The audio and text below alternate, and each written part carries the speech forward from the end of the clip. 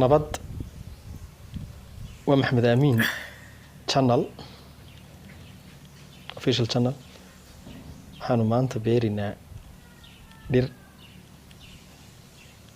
dhirtaas oo ah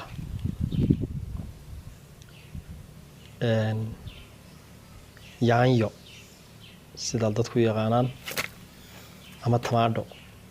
waa xabuub waa ka uu soo geedkaas uu weynaaday uu soo koray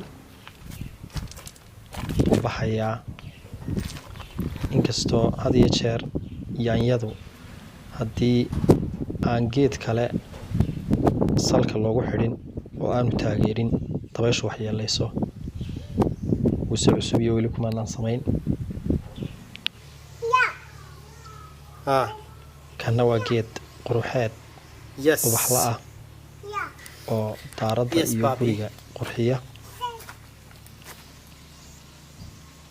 halkaana waxaa kasoo fuuraya faasuuliyaha laga sameeyo harakooga geedkaasna waa geed quruxeed aaggan oo dhan ilaa 10 geed oo yaryar oo xabuuba ayaa ka baxaya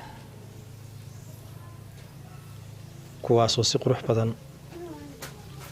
u soo koraya imika waan biyeynay goobtuna waa xaafadayda oo waan beeray ilaa geedkan oo aan had iyo jeer qoro sidaa iyo nabadgelyo iyo amiin